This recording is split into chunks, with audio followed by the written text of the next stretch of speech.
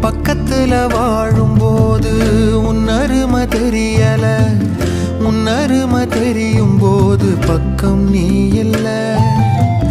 தன்னந்தனி படகு போல தத்தளிக்கும் வாழ்க்கை போல